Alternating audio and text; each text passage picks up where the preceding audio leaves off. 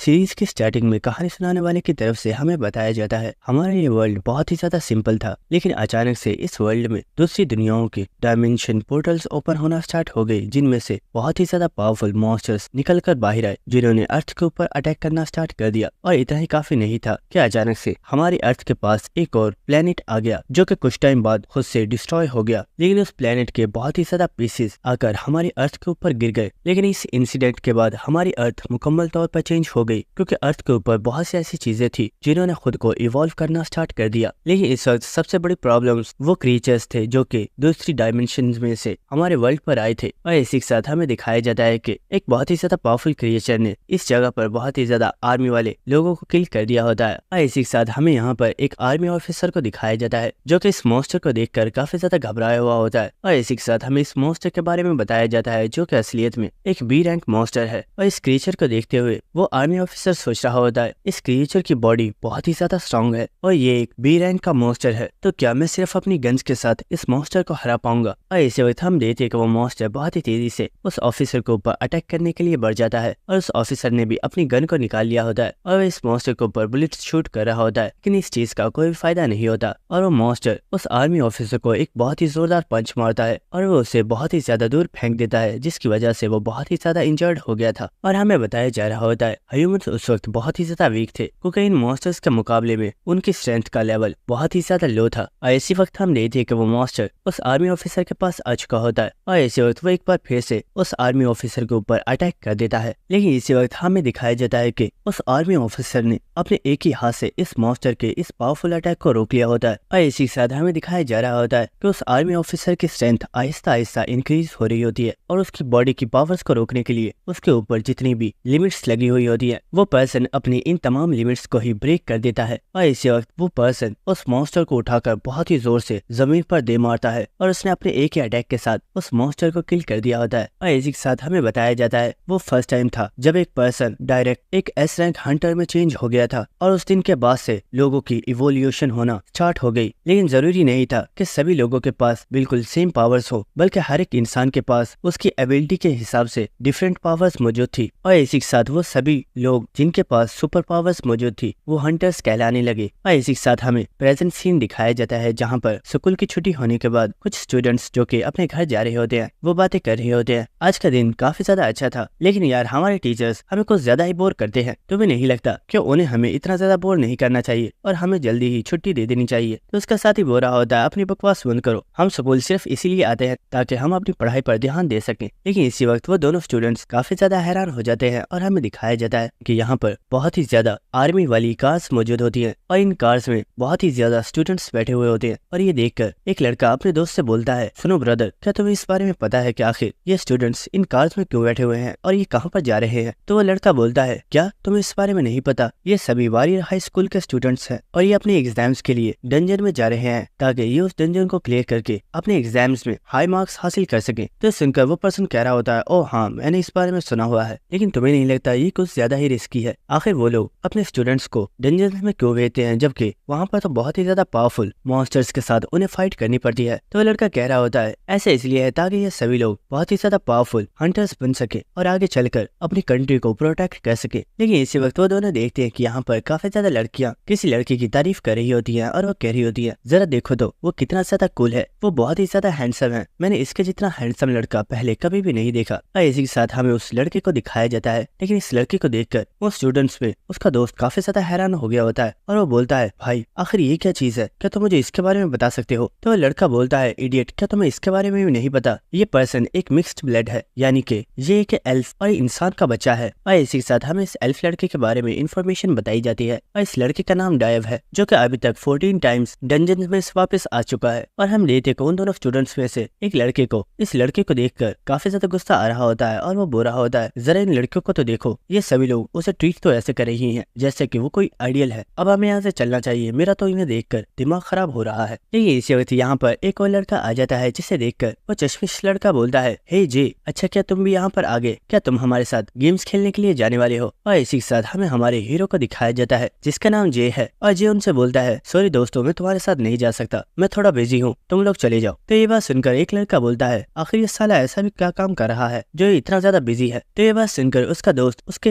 पेट में में बहुत ही जोर से पंच मारता है और इसी के साथ वो लड़का बोलता है, बेवकूफ, आखिर ऐसा कहने की तुम्हारी हिम्मत कैसे हुई? क्या तुम जानते भी हो जे एक बहुत ही ज्यादा हार्ड वर्किंग पर्सन है। उसके फादर की हेल्थ बहुत ही ज्यादा खराब है, जिसकी वजह से उसे पार्ट टाइम जॉब्स करनी पड़ती हैं ताकि वो अपना और अपने फादर की मेडिकल ट्रीटमेंट्स का खर्चा उठा सके। और इसी के साथ हम देखते हैं कि जे को किसी पर्सन का मैसेज आया होता है जो कि उसे काम करने के लिए बुला रहा होता है। और इसी के साथ हम डाइव को देखते हैं जो कि जे को ही देख रहा होता है। तो डाइव का दोस्त पूछता है, डाइव, आखिर क्या प्रॉब्लम है? तुम उस लड़के को इस तरह से क्यों देख रहे हो? तो डाइव बोलता है, नहीं, कोई प्रॉब्लम नहीं है। और इसी के साथ वो सोच रहा होता है, मुझे इस लड़के की तरफ से अभी अचानक से डिफरेंट सा ऑरा महसूस हुआ था। क्या मैं चीजों को इमेजिन कर रहा हूँ? जिसके बाद हमें नेक्स्ट सीन दिखाया जाता है जहाँ पर जे अपनी वर्क प्लेस पर पहुंच चुका होता है। लेकिन इसी के साथ उसे काफी ज्यादा गुस्सा आ रहा होता है और वो बुरा होता है, डैम इट, मुझे काम करना बिल्कुल भी पसंद नहीं है। और इसी वक्त हम देखते हैं कि जे चलता हुआ एक अंडरग्राउंड एरिया में आ चुका होता है और हमें दिखाया जाता है कि यहाँ पर कुछ लोग मौजूद होते हैं जो कि उसका वेट कर रहे होते हैं। और इसी के साथ यहाँ पर जो जे का बॉस होता है वो बोलता है, तो तुम यहाँ पर आ ही गए, क्या तुम जानते हो हमारे क्लाइंट्स कितने टाइम से तुम्हारा वेट कर रहे हैं? ये सुनकर जे बोलता है, सॉरी बॉस, मैं आगे से इस चीज का ख्याल रखूंगा कि आपको वेट ना करना पड़े। लेकिन इसी वक्त हम देखते हैं कि यहाँ पर जो टकला पर्सन मौजूद होता है वो उस बॉस के ऊपर चिल्लाना स्टार्ट कर देता है और वो बुरा होता है, आखिर ये क्या बकवास है? तुमने बोला था तुम यहाँ पर अपने बेस्ट वर्कर को बुलाओगे, लेकिन ये पर्सन तो बिल्कुल एक यंग लड़का है। तुम्हें क्या लगता है मैं कोई बेवकूफ हूँ? शायद तुम समझ नहीं रहे हो। मैंने तुमसे बोला है कि ये एक बहुत ही ज्यादा इंपॉर्टेंट मिशन है जिसके लिए मुझे एक बहुत ही ज्यादा पावरफुल फाइटर की जरूरत है। क्या तुम्हें लगता है कि ये बच्चा मेरा ये काम कर पाएगा? तो वो बॉस बोल रहा होता है, अरे भाई, तू इतना गुस्सा क्यों कर रहा है? मैंने बोला ना, यही लड़का मेरा सबसे बेस्ट वर्कर है और इसके अलावा तेरा ये काम और कोई भी नहीं कर सकता। लेकिन वो टगला पर्सन बोल रहा होता है, अपनी बकवास बंद करो, मुझे तुम्हारे ऊपर भरोसा नहीं है। तुम्हें क्या लगता है अगर मैंने सारे पैसे तुम्हें एडवांस में दे दिए हैं तो तुम मुझे बेवकूफ बना सकते हो? अगर तुमने यहाँ पर अपने किसी बेस्ट वर्कर को नहीं बुलाया तो मैं तुम्हारी कंप्लेन करवा दूंगा और तुम हमेशा ही ये रिग्रेट करते रहोगे कि तुमने मुझसे पंगा क्यों लिया। लेकिन इसी के साथ हम देखते हैं कि जे ने अपने जैकेट को उतार दिया होता है और वो बुरा होता है, सुनो मिस्टर, तुम्हें कुछ ज्यादा ही गुस्सा आ रहा है। वेल, मुझे लगता है तुम्हारे पीछे ये जो बॉडीगार्ड खड़ा है ये जरूर कोई एडवेंचरर है, तो क्यों ना एक 1-on-1 मैच हो जाए जिससे तुम्हें भी पता लग जाएगा कि मैं यहाँ का बेस्ट वर्कर हूँ या नहीं। तो सुनकर वो टकला पर्सन भी काफी ज्यादा हैरान होता है और वो बोलता है, क्या तुम्हें सच में लगता है कि तुम मेरे इस बॉडीगार्ड को हरा पाओगे? लेकिन हम देखते हैं कि वो बॉडीगार्ड इस वक्त काफी ज्यादा जोश में होता है और वो कहता है, सर आप फिक्र मत कीजिए, ये बच्चा कुछ ज्यादा ही एरोगेंट है, मैं आपके लिए इसके एक पैर और एक हाथ को जरूर तोड़ूंगा। और इसी के साथ हमें इस बॉडीगार्ड के बारे में बताया जाता है जिसका नाम ली है और ये एक रिटायर्ड हंटर है जो 81 टाइम्स डेंजर में से जिंदा वापस आया है। इसके बाद हम जे को देखते हैं जो कि अपने बॉस की तरफ देख रहा होता है, लेकिन उसका बॉस तो आराम से सुट्टा मारने में मसरूफ होता है। जिसके बाद जे बोलता है, मुझे लगता है मेरे बॉस को हमारी फाइट से कोई भी प्रॉब्लम नहीं है, तो चलो हमारी फाइट को स्टार्ट करते हैं। और इसी के साथ हम देखते हैं कि जे अपनी ऑरा को रिलीज कर रहा होता है और इसी के साथ हमें जे के बारे में बताया जाता है कि जे एक डंजन स्मगलर है और वो अभी तक इलीगल तरीके से 71 टाइम्स डंजन में जाकर वहां से वापस आ चुका है। और इसी के साथ हमें बताया जाता है कि जितने भी हंटर्स होते हैं वो सभी लीगल तरीके से डंजन्स पे जाते हैं जहाँ पर वो मॉन्स्टर्स से फाइट करते हैं और मॉन्स्टर्स को मारने के बाद उन्हें जितना भी खजाना मिलता है, कोई भी पर्सन इन तमाम ट्रेजर्स को डायरेक्ट अपने पास नहीं रख सकता और उसे इन तमाम ट्रेजर्स को हंटर एसोसिएशन में जमा करवाना पड़ता है। जिसके बाद हंटर एसोसिएशन के लोग इस तमाम खजाने के ऊपर टैक्स को लगाने के बाद और डंजन रेड की फीस को काटने के बाद बहुत ही थोड़ा सा हिस्सा हंटर्स को देते हैं, जिससे हंटर्स को बहुत ही ज्यादा कम फायदा होता है। लेकिन कुछ लोग ऐसे भी हैं जो कि कभी भी अपने ट्रेजर्स को इन एसोसिएशन के लोगों को नहीं देते हैं, जिसके बाद वो अपने तमाम ट्रेजर्स को ब्लैक मार्केट में बेच देते हैं और ऐसे लोगों को डंजन स्मगलर्स बोला जाता है। जिसके बाद हमें प्रेजेंट सीन दिखाया जाता है जहाँ पर हम देखते हैं कि जे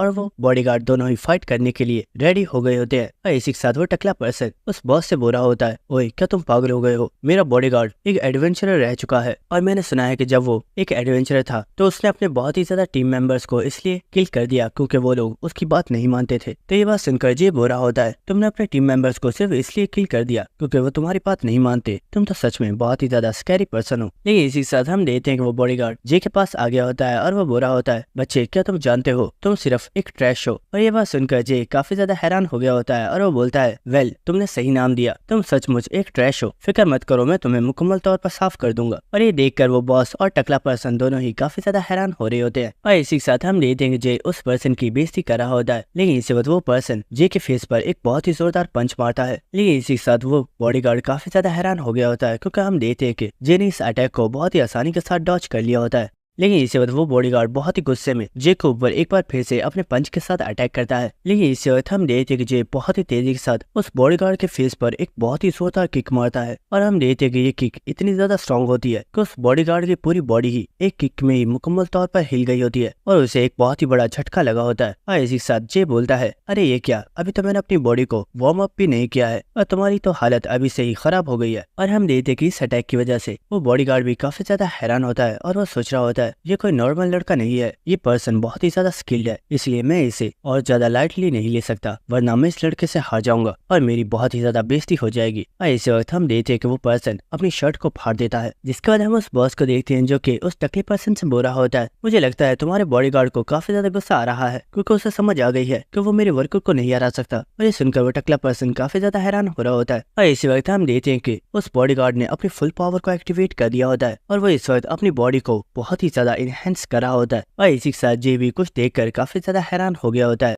और हमें दिखाया जाता है कि उस बॉडीगार्ड ने अपनी बॉडी की स्ट्रेंथ को और भी बहुत ही ज्यादा इंक्रीज कर लिया होता है और उसने अपनी बॉडी को आयरन स्किन में चेंज कर दिया होता है। और इसी के साथ वो बॉडीगार्ड बहुत ही ज्यादा गुस्से में बोलता है, मैं तुम्हें मार डालूंगा। और इससे वो पर्सन जे के ऊपर एक बहुत ही ज्यादा पावरफुल अटैक कर देता है, लेकिन जे ने बहुत ही आसानी से जंप करके इस अटैक को डॉज कर लिया होता है। और हम देखते हैं कि ये जो अटैक था ये काफी ज्यादा पावरफुल था, जिसकी वजह से वहाँ पर सारी जमीन हिल गई होती है और इस टकला पर्सन होता है वो जमीन पर गिरने वाला होता है। लेकिन इसी वक्त वो बॉस उसे पकड़ लेता है और वो बोलता है, आखिर तुम कर क्या रहे हो, खुद को संभालो क्योंकि अब इनकी रियल फाइट स्टार्ट होने वाली है। लेकिन इसी के साथ वो गुस्सा करते हुए बोल रहा होता है, मुझे लगता है ये दोनों बास्टर्ड मेरे इस वर्किंग एरिया को डिस्ट्रॉय कर देंगे, अगर ऐसा हुआ तो मैं इन्हें छोड़ूंगा नहीं। जिसके बाद हम देखते हैं कि वो बॉडीगार्ड जे को एक बहुत ही ज्यादा पावरफुल पंच मारता है, लेकिन जे ने बहुत ही तेजी से इस अटैक को डॉज कर लिया होता है। और हम देखते हैं कि उस पर्सन का ये अटैक इतना ज्यादा स्ट्रॉन्ग होता है कि उसने दीवार को भी तोड़ दिया होता है। और इसी के साथ वो बॉडीगार्ड बोल रहा होता है, बच्चे क्या हुआ, आखिर तुम मेरी इन अटैक्स को डॉज क्यों कर रहे हो। तो जे बोलता है, तुम्हें क्या लगता है क्या मैं कोई बेवकूफ हूँ जो मैं इतनी आसानी से तुम्हें खुद को हिट करने दूंगा। जिसके बाद हम उस बॉस को देखते हैं जो कि सोच रहा होता है ये बॉडीगार्ड काफी ज्यादा पावरफुल है, लेकिन ये इतना भी स्ट्रॉन्ग नहीं है कि ये जे को हरा सके। और इसी के साथ वो काफी ज्यादा चिल्लाते हुए जे से बोलता है, ओए जे मेरी बात गौर से सुनो, अगर तुमने मेरी इस वर्किंग एरिया को डिस्ट्रॉय किया तो इस वर्किंग एरिया के पैसे मैं तुम्हारी सैलरी में से काट लूंगा। और ये सुनकर जे भी काफी ज्यादा हैरान हो गया होता है और बोलता है, क्या डैम इट, लगता है अब इस सबको जल्दी खत्म करना पड़ेगा। जिसके बाद वो बॉडीगार्ड जे से बोल रहा होता है, मुझे लगता है तुम्हारा बॉस तुम्हारे ऊपर कुछ ज्यादा ही भरोसा करता है, लेकिन वो नहीं जानता कि मैं तुम्हें यहाँ पर बहुत ही बुरी तरीके से पीटने वाला हूँ। लेकिन इसी वक्त हम देखते हैं कि जे यहाँ से एक लोहे की रोड को उपाड़ लेता है और इसी के साथ वो बोल रहा होता है, मुझे लगता है ये रोड तुम्हें हराने के लिए काफी है। तो ये सुनकर वो बॉडीगार्ड बोलता है, अपनी बकवास बंद करो, अब मैं तुम्हें कोई भी अपनी ट्रिक यूज करने का मौका नहीं दूंगा। और वो बहुत ही तेजी के साथ जे के ऊपर अटैक करने के लिए आ रहा होता है। लेकिन इसी वक्त हम देखते हैं कि जे यहाँ पर अपने किसी टेक्निक को इस्तेमाल कर रहा होता है और हम देखते हैं कि जब वो पर्सन जे के बहुत ही ज्यादा करीब आ गया होता है, इसी वक्त जे बहुत ही तेजी से उस बॉडीगार्ड की तरफ बढ़ता है और उस बॉडीगार्ड के ऊपर एक बहुत ही ज्यादा पावरफुल अटैक करता है। और हमें दिखाया जाता है कि जब जे ने ये अटैक किया होता है तो यहाँ पर जे का एक बहुत ही ज्यादा पावरफुल ऑरा रिलीज होता है जो कि देखने में बहुत ही ज्यादा पावरफुल होता है। और हम देखते हैं कि जे ने अपने एक ही अटैक में इस बॉडीगार्ड को हरा दिया होता है और ये देखकर वो टकला पर्सन काफी ज्यादा हैरान हो गया होता है और वो बोलता है, क्या सिर्फ एक अटैक में, ऐसा कैसे पॉसिबल है। और इसी के साथ हम देखते हैं कि वो बॉडीगार्ड जे से बोल रहा होता है, लड़के आखिर किस तरह की टेक्निक थी, तुमने इसे कहाँ से सीखा है। तो जे बोलता है, मुझे लगता है तुम कोई मिसअंडरस्टैंडिंग कर रहे हो, मैंने इसे कहीं से भी नहीं सीखा है, बल्कि ये टेक्निक मुझे विरासत में मिली है। और इसी के साथ जे यहाँ पर अपने फादर के बारे में सोच रहा होता है और इसी के साथ जे हमें बता रहा होता है, जब मैं बहुत ही ज्यादा छोटा था तो मेरे पास उस वक्त करने के लिए कुछ भी नहीं हुआ करता था, तो मैं जाकर चुप करके अपने फादर को ट्रेनिंग करते हुए देखता था और मैं उन्हें अपनी मार्शल आर्ट को प्रैक्टिस करते हुए सिर्फ इसलिए नहीं देखता था कि वो मेरे फादर हैं, बल्कि मैं उन्हें इसलिए देखता था क्योंकि मेरे फादर और कोई नहीं बल्कि वही पर्सन है जिन्होंने हंटर्स की शुरुआत की थी, क्योंकि वही पहले पर्सन थे जिन्होंने सबसे पहले अपनी पावर्स को अवेकन किया था और वो वर्ल्ड के नंबर 1 सबसे ज्यादा स्ट्रॉन्गेस्ट और पावरफुल हंटर है। और जब तमाम इंसानों और मॉन्स्टर्स के दरमियान में फाइट हुई थी तो सभी लोगों को यही लगता है कि पावरफुल हीरोज ने तमाम मॉन्स्टर्स को हरा दिया, लेकिन कोई पर्सन ये नहीं जानता कि फर्स्ट जनरेशन के हंटर्स को बहुत ही ज्यादा कुर्बानियां देनी पड़ी थी, जिनके बारे में कोई पर्सन नहीं जानता। और इसी के साथ हमें दिखाया जाता है कि जे के फादर और कुछ और हंटर एक डंजन में किसी बहुत ही ज्यादा पावरफुल मॉन्स्टर के साथ फाइट कर रहे होते हैं, लेकिन इसी वक्त वो मॉन्स्टर इन सभी हंटर्स के ऊपर अपने बहुत ही ज्यादा पावरफुल पॉइजन के साथ अटैक करता है, जिसे जे के फादर ने तो डॉज कर लिया होता है, लेकिन उनके साथ जो हंटर्स मौजूद होते हैं वो सभी इस पॉइजन की वजह से मारे जाते हैं। और इस चीज की वजह से जे के फादर को बहुत ही ज्यादा गुस्सा आ गया होता है और वो अपने स्पेयर के साथ इस मॉन्स्टर के ऊपर अटैक करते हैं, लेकिन वो देखते हैं कि उनका स्पेयर इस पॉइजन की वजह से पिघल जाता है। लेकिन हम देखते हैं कि वो यहाँ पर हार नहीं मानते और वो अपने एक और वेपन के साथ इस मॉन्स्टर के ऊपर अटैक करने के लिए चले जाते हैं। जिसके बाद हमें कुछ देर बाद का सीन दिखाया जाता है कि इस डंजन के पास कुछ और हंटर्स भी आ चुके होते हैं जो कि यहाँ पर जे के फादर की हेल्प करने के लिए ही आए थे, लेकिन वो देखते हैं कि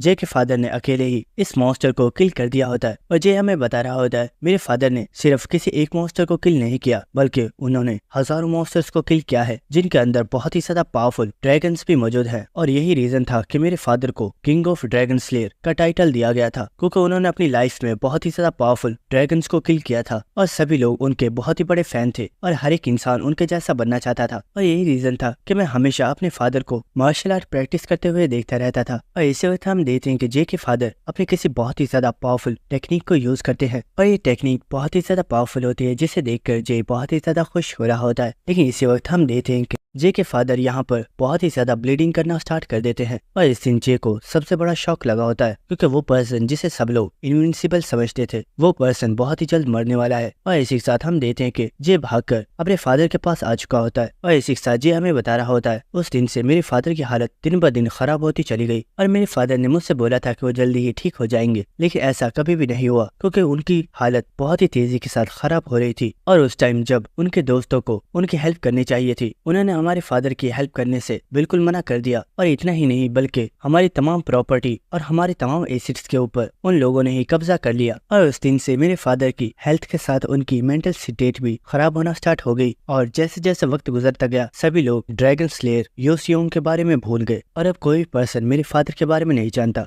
जिसके बाद हमें प्रेजेंट सीन दिखाया जाता है जहाँ पे हम देखते हैं कि वो बॉडीगार्ड बेहोश पड़ा हुआ होता है और जे बस उसे देख रहा होता है। जिसके बाद जे अपने वेपन को फेंक कर वहाँ से चला जाता है और इसी के साथ जे का बॉस उस टकले पर्सन से बोल रहा होता है अब तुम्हें क्या हुआ, तुम कुछ बोलते क्यों नहीं। तो टकला पर्सन बोलता है मुझे लगा था मेरा बॉडीगार्ड बहुत ही ज्यादा पावरफुल है, लेकिन ये तो इतने ज्यादा यंग लड़के से हार गया। तो वो बॉस बोल रहा होता है मैंने तुम्हें पहले भी बताया था कि तुम्हारा ये बॉडीगार्ड काफी ज्यादा स्ट्रॉन्ग है, लेकिन ये इतना स्ट्रॉन्ग नहीं है कि मेरे इस वर्कर को हरा सके। और क्या तुम जानते हो ये पर्सन मेरे वर्कर को क्यों नहीं हरा पाया। इसी के साथ जे बोलता है जो खुद कमजोर होते हैं वो दूसरों को ऐसे दिखाते हैं जैसे कि वो बहुत ही ज्यादा स्ट्रॉन्ग है, इसलिए वो खुद से कमजोर लोगों को बुली करता है। और हाँ एक और चीज, एक हंटर रिटायरमेंट उस वक्त लेता है जब वो मर जाता है या फिर जब उसे ये मालूम होता है कि उसकी बॉडी बहुत ही ज्यादा वीक है और वो एज अ हंटर ज्यादा टाइम तक सर्वाइव नहीं कर पाएगा। जिसके बाद वो बॉस उस टकले पर्सन को उसके कंधे से पकड़ लेता है और वो बोल रहा होता है मैंने तुम्हें पहले ही बताया था कि मेरा ये वर्कर बहुत ही ज्यादा अच्छा है और तुमने जानबूझकर हमारा इतना ज्यादा टाइम वेस्ट करवा दिया, अब तुम्हें अपनी मिशन की डबल प्राइस पे करनी होगी। तो यह सुनकर वो टकला काफी ज्यादा हैरान हो गया होता है और वो चिल्लाकर बोलता है तुम ये क्या बकवास कर रहे हो, मैं तुम्हें कोई डबल प्राइस नहीं देने वाला।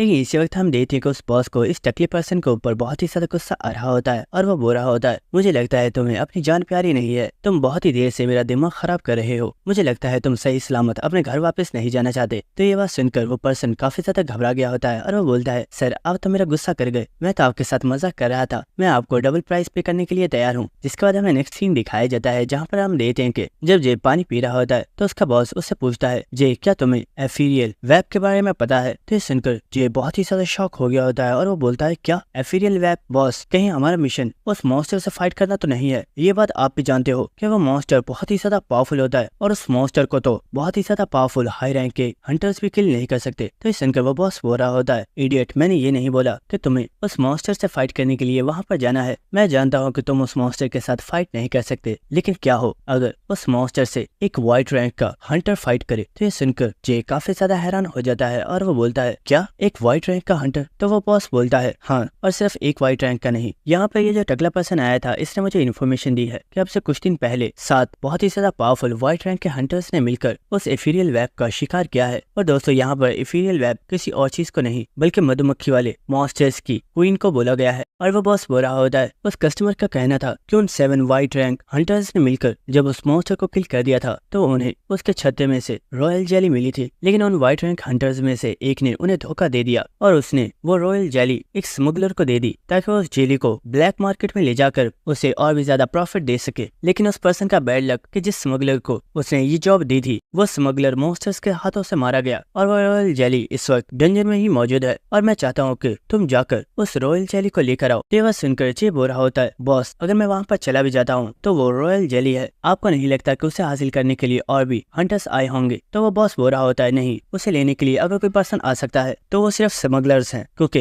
रियल हंटर्स को डंजन्स में आने के लिए परमिशन की जरूरत पड़ती है। और हाँ, एक और बहुत ही ज्यादा खास चीज जो मैं तुम्हें बताना भूल गया, वो रॉयल जेली इतनी ज्यादा पावरफुल है कि अगर उसे एक मुर्दा इंसान को भी खिला दिया जाए तो वो भी दोबारा से जिंदा हो जाएगा। और ये बात सुनकर जे बहुत ही ज्यादा शॉक हो गया होता है और वो बोलता है व्हाट। जिसके बाद हमें नेक्स्ट सीन दिखाया जाता है जहाँ पर हम देखते हैं कि वो बॉस इस वक्त एक सीक्रेट डंजन गेट के सामने मौजूद होता है और इसी के साथ वो अपनी पावर को यूज करके इस डंजन गेट को अनलॉक कर देता है। और हमें दिखाया जाता है कि यहाँ पर जे भी मौजूद होता है और उसका बॉस जे से बोल रहा होता है, जे इस चीज का ख्याल रखना, वो रॉयल जेली है तो हो सकता है कि वो रॉयल जेली बहुत ही ज्यादा मॉन्स्टर्स को अपनी तरफ अट्रैक्ट करे, तो अपना ख्याल रखना और अपने आप को किसी प्रॉब्लम में मत डाल लेना। लेकिन हम देखते हैं कि जे तो उसकी कोई भी बात नहीं सुन रहा होता। तो ये देखकर वो बॉस अपने सिगरेट के धुएं को उसके मुंह के ऊपर फेंक देता है। जिसके बाद जे बोलता है, बॉस ये क्या कर रहे हो आप? तो वो बॉस बोलता है, मैं जानता हूँ तुम इस वक्त क्या सोच रहे हो, वो रॉयल जेली एक बहुत ही ज्यादा पावरफुल मेडिसिन है और उसके साथ एक मुर्दा पर्सन को भी जिंदा किया जा सकता है, लेकिन उस जेली को तुम इस्तेमाल नहीं कर सकते क्योंकि उस जेली से तुम्हारे फादर को क्योर नहीं किया जा सकता। तो ये सुनकर जे बोल रहा होता है, हाँ मैं जानता हूँ, अब मुझे ये बात बताना बंद कीजिए। और इसी के साथ जे जाकर उस दरवाजे को ओपन कर रहा होता है और इसी के साथ वो सोच रहा होता है, मैं जानता हूँ वो रॉयल जेली मेरे फादर को क्योर नहीं कर सकती, लेकिन मैं सच में ये चाहता था कि काश वो रॉयल जेली मेरे फादर को क्योर कर पाती। लेकिन चाहे मुझे कितना भी टाइम क्यों ना लगे, लेकिन एक दिन मैं अपने फादर के लिए उनकी बॉडी के अंदर मौजूद पॉइजन का एंटीडोट तलाश कर रहूंगा। और इसी के साथ हम देखते हैं कि जे इस डंजन के अंदर आ चुका होता है और इसी के साथ वो इस डंजन के एरिया को देख रहा होता है और हमें दिखाया जाता है कि ये डंजन असलियत में एक बहुत ही बड़ी सिटी के अंदर मौजूद होती है और ये पूरी सिटी ही मुकम्मल तौर पर जंगल में चेंज हुई पड़ी होती है। जिसके बाद जे का बॉस बोलता है, जे अपना ख्याल रखना, मैं फिर से बोल रहा हूँ तुम एक बहुत ही ज्यादा खास मिशन के लिए जा रहे हो, इसलिए खुद को डिस्ट्रैक्ट मत करना क्योंकि वो रॉयल जेली बहुत ही ज्यादा खास है। और इसी के साथ वो बॉस सोच रहा होता है, सिर्फ रॉयल जेली ही नहीं बल्कि तुम भी मेरे लिए बहुत ही खास हो, इसलिए अपना ख्याल रखना। और इसी के साथ जे बोलता है, बॉस आप फिक्र मत कीजिए, मुझे और उस रॉयल जेली को कुछ भी नहीं होगा। और इसी के साथ हम देखते हैं जे एक रस्सी के साथ उस पहाड़ी के ऊपर से जंप लगा देता है और वह बहुत ही तेजी के साथ नीचे की तरफ गिर रहा होता है। लेकिन हम देखते हैं कि जे ने इस जंगल के अंदर काफी शानदार एंट्री मारी होती है और इसी के साथ जे सोच रहा होता है, ये जंगल सच में बहुत ही ज्यादा बड़ा है, वापस जाने में मुझे बहुत ही ज्यादा मेहनत करनी पड़ेगी। लेकिन इसी वक्त जे यहाँ पर कुछ देखकर बहुत ही ज्यादा शॉक हो गया होता है और हमें दिखाया जाता है कि जे इस वक्त जिस जगह पर खड़ा होता है उस जगह पर किसी चीज का बहुत ही बड़ा पैर का निशान मौजूद होता है। और इस निशान को देखकर जे सोच रहा होता है, अब ये क्या बकवास है, क्या अब मुझे इस मॉन्स्टर के साथ फाइट करनी पड़ेगी। जिसके बाद हमें नेक्स्ट सीन दिखाया जाता है और हम जंगल में एक लड़की को देखते हैं जो कि बहुत ही तेजी के साथ किसी मॉन्स्टर से बचकर भाग रही होती है। और इस वक्त वो लड़की एक दरख्त के पीछे आकर छुप जाती है और वह इस वक्त काफी ज्यादा घबराई हुई होती है और वो सोच रही होती है, शिट, ये सिर्फ एक टेस्ट था, लेकिन इस टेस्ट में यहाँ पर इतना पावरफुल मॉन्स्टर क्यों मौजूद है। और हमें इस मॉन्स्टर को दिखाया जाता है जो कि देखने में सच में बहुत ही ज्यादा बड़ा और पावरफुल लग रहा होता है। और इसी के साथ कहानी सुनाने वाला हमें इस लड़की के बारे में बताता है कि ये लड़की इस कंट्री के सबसे बड़े स्कूल वॉरियर हाई स्कूल की स्टूडेंट है और आज इनके स्कूल में एक एग्जामिनेशन है और ये लड़की इस डंजन में अपने एग्जाम टेस्ट की वजह से आई है। और वह एग्जाम टेस्ट ये है कि डंजन के अंदर बहुत ही ज्यादा कॉइन्स छुपाए गए हैं और तमाम स्टूडेंट्स को दिए गए टाइम में इन कॉइन्स में से 2 कॉइन्स को तलाश करके लेकर आना होगा। और अगर ये तमाम स्टूडेंट्स गिवन टाइम में इन कॉइन्स को हासिल नहीं कर पाए तो ये सभी फेल हो जाएंगे। लेकिन ये लड़की तमाम स्टूडेंट्स में सबसे ज्यादा अनलकी थी क्योंकि इसका सामना एक बहुत ही ज्यादा पावरफुल मॉन्स्टर से हो गया है। और इसी वक्त हम देखते हैं कि उस मॉन्स्टर ने भी इस लड़की को देख लिया होता है और इस लड़की के ऊपर एक बहुत ही ज्यादा पावरफुल अटैक करता है। लेकिन ये लड़की बहुत ही तेजी के साथ इस अटैक को डॉज कर लेती है और वह सोच रही होती है, शिट, मैं इस मॉन्स्टर से नहीं भाग सकती, इस मॉन्स्टर की स्पीड बहुत ही ज्यादा फास्ट है और ये बहुत ही आसानी से मुझे पकड़ लेगा, मुझे कैसे भी करके इसे हराना होगा। और इसी वक्त वो अपने 3 एरोस को रेडी कर लेती है। और इसी के साथ हमें इस मॉन्स्टर को दिखाया जाता है जो कि असलियत में एक टाइटेन है जिसका डेंजर लेवल 3 स्टार है। और इसी वक्त हम देखते हैं कि वो लड़की अपने इन एरोस को इस टाइटेन के ऊपर शूट कर देती है, लेकिन उस टाइटेन ने तो बहुत ही आसानी से सिर्फ अपने हाथ की मदद से इन तीरों को रोक दिया होता है। और ये देखकर वो लड़की काफी ज्यादा हैरान हो गई होती है और वो सोच रही होती है, शिट, मेरे तीर किसी भी काम के नहीं है, ऐसे तो मैं इस मॉन्स्टर के हाथों मारी जाऊंगी। और इसी वक्त वो मॉन्स्टर एक बार फिर से इस लड़की के ऊपर एक और बहुत ही ज्यादा पावरफुल अटैक करता है। लेकिन हम देखते हैं कि उस लड़की ने बहुत ही ऊंची जंप लगाकर इस अटैक को डॉज कर दिया होता है। और इसी के साथ उसने और 3 एरोस को रेडी कर लिया होता है जिन्हें वो इस मॉन्स्टर के ऊपर शूट कर देती है और ये तीर जाकर उस मॉन्स्टर को लग जाते हैं, लेकिन इससे उस मॉन्स्टर पर कोई भी फर्क नहीं पड़ता। और इसी वक्त वो मॉन्स्टर भागता हुआ उस लड़की के ऊपर अटैक करने के लिए आ रहा होता है। लेकिन इसी वक्त हम देखते हैं कि वो लड़की अपने एक एरो को निकाल लेती है और वो सोच रही होती है, मुझे यहाँ पर अपनी सबसे ज्यादा स्ट्रॉन्गेस्ट स्किल को यूज करना होगा। लेकिन लेकिन मैं उसे सिर्फ एक बार ही यूज कर सकती हूँ, और अगर मैंने उसे यूज किया तो मेरा माना बहुत ही ज्यादा खत्म हो जाएगा। लेकिन हम देखते हैं कि उस लड़की ने अपनी उस टेक्निक को एक्टिवेट कर दिया होता है, और हम देखते हैं कि वो लड़की अपने एरो के ऊपर अपने बहुत ही ज्यादा माना को इकट्ठा कर रही होती है, और उसने अपने इस एरो को शूट करने के लिए मुकम्मल तौर पर रेडी कर लिया होता है। और इसी वक्त हम देखते हैं कि वो लड़की इस एरो को शूट कर देती है, और हमें दिखाया जाता है कि ये एरो सच में बहुत ही ज्यादा पावरफुल होता है, जिसकी वजह से इस जगह पर एक बहुत ही बड़ा धमाका होता है, जिसे बहुत ही दूर से भी देखा जा सकता है। और इसी के साथ वो लड़की सोच रही होती है, मेरा ये अटैक बहुत ही ज्यादा स्ट्रॉन्ग है और वो मॉन्स्टर इस अटैक से नहीं बच सकता। लेकिन इसी वक्त वो लड़की बहुत ही ज्यादा शॉक हो गई होती है, और हमें दिखाया जाता है कि असलियत में जब उस लड़की ने अपने इस एरो को शूट किया था, वो टाइटेन जंप करके दरख्तों के ऊपर चढ़ गया था, जिसकी वजह से उसे कोई भी नुकसान नहीं हुआ होता। और ये देखकर वो लड़की बहुत ही ज्यादा सदमे में चली गई होती है, और वो सोच रही होती है, क्या इसने मेरे इतने पावरफुल अटैक को भी इतनी आसानी से डॉज कर लिया? क्या मैं सच में आज इस मॉन्स्टर के हाथों मरने वाली हूँ? और हम देखते कि वो मॉन्स्टर जमीन पर आ जाता है, और वो बहुत ही तेजी के साथ उस लड़की की तरफ भागता हुआ आ रहा होता है, और इसी वक्त वो उस लड़की को पकड़ने वाला होता है। लेकिन इसी वक्त किसी पर्सन ने उस मॉन्स्टर के ऊपर अटैक कर दिया होता है, और हमें दिखाया जाता है कि ये पर्सन और कोई नहीं बल्कि हमारा हीरो होता है, जिसे देखकर वो लड़की भी काफी ज्यादा हैरान हो गई होती है। और हम देखते हैं कि जे का ये अटैक इतना ज्यादा पावरफुल होता है कि वो मॉन्स्टर जमीन पर गिर जाता है, और इसी वक्त जे भी एक दरख्त के ऊपर बैठ जाता है, और इसी के साथ वो सोच रहा होता है, मैंने अपना अटैक उस मॉन्स्टर की ठोड़ी पर किया था, जिससे उसकी गर्दन में एक बहुत ही बड़ा झटका लगा होगा, लेकिन मेरा ये अटैक उस मॉन्स्टर को मारने के लिए काफी नहीं है। और हम देखते हैं कि उस मॉन्स्टर को सचमुच कुछ भी नहीं हुआ होता, और वो इस वक्त उसी दरख्त पर चढ़ा होता है जिस पर जे बैठा हुआ होता है। और इसी वक्त हम देखते हैं कि जे अपने पास से किसी आर्टिफैक्ट को निकाल लेता है, और हम देखते हैं कि वो सीधा उस मॉन्स्टर की तरफ जंप लगा देता है। और ये देखकर वो लड़की काफी ज्यादा हैरान हो गई होती है, और वो सोच रही होती है, आखिर ये लड़का कर क्या रहा है? वो मॉन्स्टर इससे मार डालेगा। और हम देखते हैं कि वो मॉन्स्टर भी जंप लगाकर जे के ऊपर एक बहुत ही ज्यादा पावरफुल अटैक करने वाला होता है। लेकिन इसे जे चिल्लाकर बोलता है, जल्दी अपनी आईज को क्लोज करो।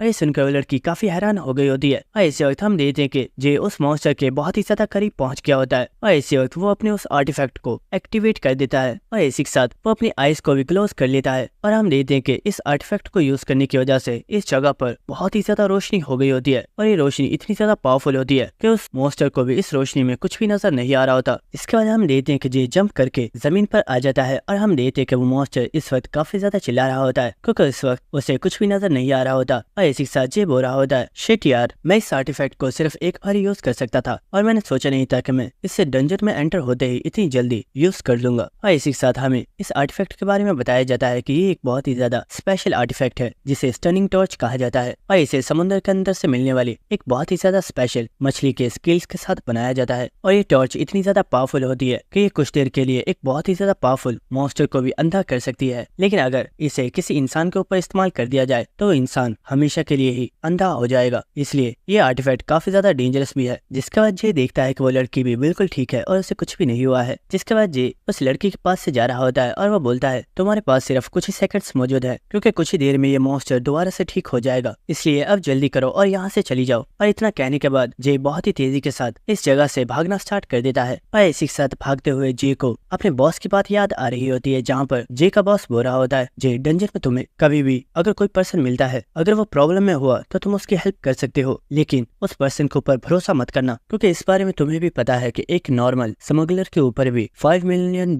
की बाउंटी का इनाम रखा गया है, इसलिए चाहे कुछ भी क्यों ना हो जाए अपने आप को लोगों से बचा कर रखना। और इसी के साथ जे बहुत ही तेजी से वहाँ से भागता हुआ जा रहा होता है, लेकिन इसी वक्त वो अपने पीछे मुड़कर देखता है तो हम देखते हैं कि जिस लड़की की उसने हेल्प की थी वो लड़की भी बहुत ही तेजी से जे के पीछे ही भागती हुई आ रही होती है, और उसे इस वक्त काफी ज्यादा सांस चढ़ी हुई होती है। लेकिन हम देखते हैं कि जे बहुत ही तेजी से वहाँ से भागना स्टार्ट कर देता है, और ये देखकर वो लड़की काफी ज्यादा हैरान हो गई होती है, और वो देखती है कि जे बहुत ही तेजी से उसके सामने से गायब हो चुका होता है। और ये देखकर वो लड़की सोच रही होती है, आखिर वो लड़का कहाँ पे चला गया? अभी तो वो मेरे बिल्कुल सामने था, वो इतनी जल्दी अचानक से गायब कैसे हो गया? लेकिन इसी वक्त कोई पर्सन उस लड़की को पकड़कर जमीन पर गिरा देता है, और ये और कोई नहीं बल्कि जे ही होता है। और जे उससे बोलता है, बेवकूफ लड़की, आखिर तुम कर क्या रही हो? क्या तुम पागल हो गई हो? आखिर तुम मेरा पीछा क्यों कर रही हो? तो लड़की बोलती है, मुझे गलत मत समझो, मैं बस तुम्हें थैंक्स बोलना चाहती थी। ये सुनकर जे बोलता है, क्या तुम मुझे कोई बेवकूफ समझती हो? मैं जानता हूँ तुम मेरा पीछा क्यों कर रही हो, क्योंकि मैं एक स्मगलर हूँ। तो वह लड़की बोलती है, प्लीज मुझे गलत मत समझो, मैं जानती हूँ तुम एक स्मगलर हो, लेकिन तुम्हारा पीछा करने का मेरा कोई भी बैड मोटिव नहीं था। और इसे जे देखता है कि इस लड़की के कपड़ों के ऊपर वॉरियर हाई स्कूल का निशान बना हुआ होता है, और इसी वक्त वो लड़की बोलती है मैं तुम्हें जॉब ऑफर करना चाहती हूँ। तो जे उसे छोड़ देता है और जाते हुए वो उससे बोलता है मुझे तुम्हारी जॉब में कोई भी इंटरेस्ट नहीं है, और हाँ अगर अब तुमने मेरा पीछे करने की कोशिश की तो मैं तुम्हें इस जंगल में ही दफना दूं। तो ये बात सुनकर वो लड़की भी काफी ज्यादा हैरान हो गई होती है। और हम देखते हैं कि जब जे वहाँ से जा रहा होता है तो सायरम उससे बोलती है मैं जानती हूँ एक नॉर्मल स्मगलर के ऊपर 5 मिलियन की बाउंटी है, लेकिन अगर वही स्मगलर एक प्रोफेशनल हो तो उसके ऊपर टोटल 50 मिलियन वॉन की बाउंटी लगाई जाती है। तो ये बात सुनकर जे को बहुत ही ज्यादा गुस्सा आ गया होता है और वो बोलता है क्या बोला तूने। लेकिन इसी वक्त जे काफी ज्यादा हैरान हो जाता है क्योंकि वो देखता है कि उस लड़की ने अपने पास से बहुत ही ज्यादा कीमती आर्टिफैक्ट को निकाला हुआ होता है और वो बोलती है मेरे पास ये जो आर्टिफैक्ट है ये बहुत ही ज्यादा कीमती है, और अगर मैं तुम्हारे जैसे 5 स्मगलर्स को भी पकड़ लेती हूँ तो तब भी इस नेकलेस की कीमत पूरी नहीं हो सकती, और ये नेकलेस मैं तुम्हें दे सकती हूँ अगर तुम मेरी हेल्प करते हो और तुम्हें मेरे लिए ज्यादा कुछ नहीं करना है। मेरा नाम सायरम है और मैं वारियर हाई स्कूल की एक स्टूडेंट हूँ और आज मेरा मिड टर्म का एग्जाम है। मैं बस ये चाहती हूँ कि मेरे मिड टर्म के एग्जाम को पास करने में तुम मेरी हेल्प करो। तो यह सुनकर जे बोलता है मुझे लगा था तुम सिर्फ एक बेवकूफ लड़की हो जो यहाँ पर इस मॉन्स्टर के हाथ मारने के लिए आ गई, लेकिन तुम सिर्फ बेवकूफ नहीं बल्कि अमीर माँ बाप की बिगड़ी हुई बच्ची भी हो। तो यह सुनकर सायरम बोलती है इससे क्या ही फर्क पड़ता है, तुम्हें बस ये सोचना चाहिए कि तुम्हारे लिए एक बहुत ही बड़ी अपॉर्चुनिटी हो सकती है और तुम्हें इसे वेस्ट नहीं करना चाहिए, क्योंकि इस नेकलेस के बाद भी अगर तुम चाहो तो मैं तुम्हें और भी पेमेंट करने के लिए तैयार हूँ। तो यह सुनकर जी बोलता है तुम सच में बहुत ही ज्यादा अनोइंग हो, लेकिन शायद तुम जानते नहीं मैंने तुम्हें बोला था कि हमारे पास सिर्फ कुछ ही सेकंड्स मौजूद हैं जिसके बाद ये टाइटन दोबारा हमारे ऊपर हमला कर देगा। और ये बात सुनकर सायरम काफी ज्यादा हैरान हो गई होती है और इसी के साथ हमें दिखाया जाता है कि वो टाइटन बहुत ही तेजी के साथ इन लोगों को ऊपर अटैक करने के लिए आ रहा होता है। और इसी वक्त उस टाइटन ने इन लोगों को ऊपर एक बहुत ही जोरदार अटैक किया होता है, लेकिन वो दोनों ही जंप करके इस अटैक को डॉज कर लेते हैं। लेकिन इसी वक्त जे अपने स्पेयर को सायरम की तरफ फेंकता है जिसे सायरम ने भी कैच कर लिया होता है और इस चीज की वजह से सायरम भी काफी ज्यादा हैरान हो गई होती है। देखिए इसी वक्त जे चिल्लाकर बोलता है अब ऐसी खड़ी मत रहो, जल्दी से अपनी वो टेक्निक जिसे तुमने अपने एरो पर यूज करके इस टाइटन के ऊपर हमला किया था उस टेक्निक को मेरे स्पेयर के ऊपर यूज करके स्पेयर को मेरी तरफ थ्रो करो, जिसके बाद मैं खुद इस मॉन्स्टर के ऊपर अटैक करूंगा। तो ये बात सुनकर सायरम काफी ज्यादा हैरान हो गई होती है और वो चिल्लाकर बोलती है आखिर ये तुम क्या कह रहे हो, मैंने उस वक्त अपने माना को बहुत ज्यादा यूज कर दिया था और अब मेरी बॉडी में बहुत ही कम माना रह गया है। तो ये सुनकर जे बोलता है अगर सच में ऐसा है तो हम दोनों ही यहाँ पर मारे जाएंगे, कुछ भी करो लेकिन मेरे वेपन को मेरी तरफ थ्रो करो। और हम देखते कि वो मॉन्स्टर भी जे के ऊपर अटैक करने के लिए आ रहा होता है और इसी वक्त हम सायरम को देखते हैं जो कि जे के स्पेयर को चार्ज कर रही होती है और इसी के साथ वो सोच रही होती है मेरी बॉडी के अंदर मेरे माना का सिर्फ चौथा हिस्सा ही रह गया है जिसे मैं इस स्पेयर के ऊपर यूज करने वाली हूँ, लेकिन क्या ये लड़का सच में इस मॉन्स्टर को हरा पाएगा। और हम देखते कि वो मॉन्स्टर जे के ऊपर अटैक कर रहा होता है और जे बहुत ही तेजी के साथ भागते हुए इन तमाम अटैक्स को ही डॉज कर रहा होता है और इस वक्त सायरम उस स्पेयर को जे की तरफ फेंक देती है जिसे जे ने बहुत ही आसानी से कैच कर लिया होता है। और इसी के साथ हम देखते हैं कि सायरम इस वक्त बहुत ही ज्यादा थक चुकी होती है और वो सोच रही होती है मैंने इसके स्पेयर को चार्ज कर दिया है लेकिन अब मेरी बॉडी में बिल्कुल भी माना नहीं है। और इसी के साथ हम जे को देखते हैं जो कि अपने स्पेयर को बहुत ही तेजी के साथ स्पिन कर रहा होता है और इसी के साथ वह सायरम से बोलता है तुमने मुझे बहुत ही ज्यादा डिसअपॉइंट कर दिया है, वो पावर जो तुमने अपने एरो के अंदर एक्टिवेट की थी वो मुझे मेरे स्पेयर में महसूस नहीं हो रही है, यानी कि तुमने इसमें बहुत ही ज्यादा कम माना को इंसर्ट किया है, लेकिन लगता है अब मुझे सिर्फ इतने से ही गुजारा करना होगा। और इसी के साथ हम देखते हैं कि जे बहुत ही तेज रफ्तार के साथ इस मॉन्स्टर के ऊपर अटैक करने के लिए बढ़ गया होता है। और इसी के साथ कहानी सुनाने वाला हमें बताता है एक बहुत ही ज्यादा पावरफुल मॉन्स्टर को हराने का सिर्फ एक ही तरीका होता है, सबसे पहले मॉन्स्टर की मूवमेंट्स को एनालाइज करो, जिसके बाद एक अपॉर्चुनिटी की तलाश करके एक सही वक्त पर बहुत ही तेजी के साथ उस मॉन्स्टर के ऊपर अटैक करो और वो अटैक उस मॉन्स्टर के किसी ऐसी वीक स्पॉट पर करो जिससे तुम बहुत ही आसानी से उस मॉन्स्टर को किल कर सको। और हम देखते हैं कि उस मॉन्स्टर ने जे के ऊपर बहुत ही जोर से अटैक किया होता है, लेकिन जे इस अटैक को डॉज करके बहुत ही तेजी के साथ उस मॉन्स्टर के ऊपर अटैक करने के लिए चला जाता है और इस वक्त जे उस मॉन्स्टर की गर्दन के ऊपर एक बहुत ही ज्यादा पावरफुल अटैक करता है। और हम देखते हैं कि जे का ये अटैक इतना ज्यादा पावरफुल होता है कि उसने अपने इस एक अटैक के साथ इस टाइटन मॉन्स्टर को किल कर दिया होता है। और जे की ऐसी खतरनाक पावर को देखकर सायरम बहुत ही ज्यादा हैरान हो चुकी होती है और सायरम सोच रही होती है वाह ये पर्सन तो बहुत ही ज्यादा पावरफुल है। और इसी के साथ हमें सायरम की एक प्रीवियस दिखाई जाती है जहाँ पर हमें दिखाया जाता है कि सायरम एक बहुत ही ज्यादा पावरफुल और अमीर फैमिली से बिलोंग करती है और बचपन से ही उसके पास हर एक वो चीज मौजूद थी जो एक नॉर्मल इंसान हासिल करना चाहता है। और सिर्फ इतना ही नहीं बल्कि सायरम एक एल्फ और एक बहुत ही ज्यादा पावरफुल हंटर की बेटी है, लेकिन सायरम को एक चीज जो कि बहुत ही ज्यादा पसंद थी वो थी एक हंटर बनकर अपनी कंट्री को प्रोटेक्ट करना। और सायरम बचपन से ही एक बहुत ही ज्यादा पावरफुल हंटर बनना चाहती थी। और इसी के साथ हमें नेक्स्ट सीन दिखाया जाता है जहाँ पर सायरम के टीचर उसे ट्रेनिंग दे रहे होते हैं और वो बोल रहे होते हैं, सायरम तुम सच में बहुत ही ज्यादा वीक हो। ये यकीन करना बहुत ही ज्यादा मुश्किल है कि तुम्हारे अंदर सचमुच एक एल्फ का ब्लड है, क्योंकि एक एल्फ की बॉडी बहुत ही ज्यादा स्ट्रांग होती है जबकि तुम्हारी बॉडी तो बहुत ही ज्यादा वीक है। इसी के साथ हम सायरम को देखते हैं जिसकी हालत इस वक्त बहुत ही ज्यादा खराब होती है और उसे बहुत ही ज्यादा सांस चढ़ी हुई होती है। और इसी के साथ वो टीचर किसी पर्सन से बोल रहा होता है, क्या तुम्हें सच में ये सब करना चाहिए? आखिर तुम्हें इसे इतना ज्यादा पुश करने की क्या जरूरत है? क्या तुम सच में चाहते हो कि ये लड़की एक हंटर बने? और हमें दिखाया जाता है कि यहाँ पर सायरम के फादर भी मौजूद होते हैं जिनका नाम जिन सियोंग है, जो कि जिन सियोंग ग्रुप्स के डिपार्टमेंट हेड है। और सायरम के फादर बोल रहे होते हैं, मैंने सायरम को बिल्कुल भी पुश नहीं किया है, हंटर बनने का फैसला सायरम ने खुद किया था, मैं तो बस उसे चीयर कर रहा हूँ ताकि वो कमजोर मत समझे।